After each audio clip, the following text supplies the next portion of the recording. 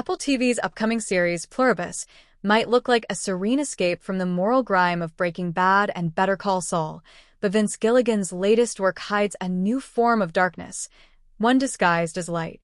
Where his earlier shows explored how corruption festers beneath ambition, Pluribus asks what happens when humanity's greatest threat comes not from evil, but from unrelenting joy.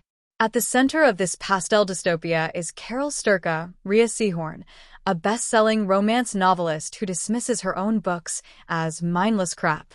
Her cynical worldview becomes a curse, or a blessing, when an inexplicable contagion sweeps through New Mexico, infecting humanity with pure, boundless happiness. Suddenly, everyone around her is tranquil, smiling, and content, except Carol, the only one left capable of feeling fear, grief, and anger.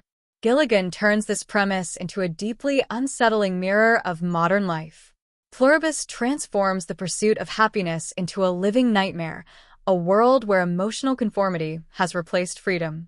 Happiness, once a human aspiration, becomes a form of oppression.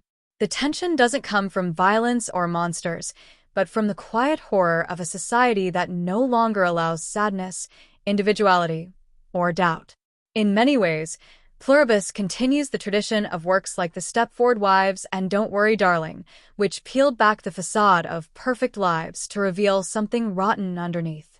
But Gilligan expands the concept from the suburbs to the entire world. His virus doesn't enslave bodies, it erases emotional truth. That theme feels disturbingly familiar in today's digital culture. Gilligan's Happiness Plague echoes the curated perfection of social media, where every struggle is masked with hashtags and every crisis reframed as a self-care opportunity. Pluribus externalizes the same psychological pressure that drives people to smile through burnout and disguise grief as gratitude. In this world, sadness is treated like a disease, and authenticity becomes rebellion. For Carol, refusing to conform becomes an act of courage. Her unhappiness is proof that something real still exists, that being human means more than being content.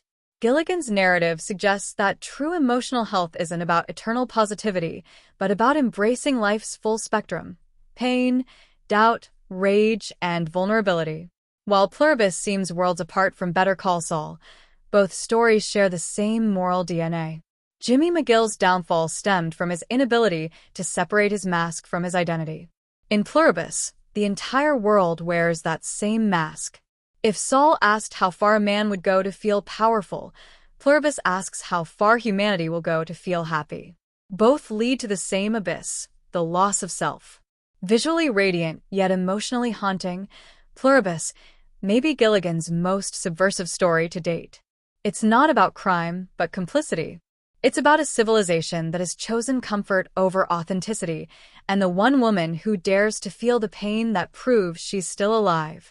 Pluribus premieres on Apple TV Plus with 2 episodes on November 7th, marking the start of what could be Vince Gilligan's most thought-provoking descent into the human condition yet.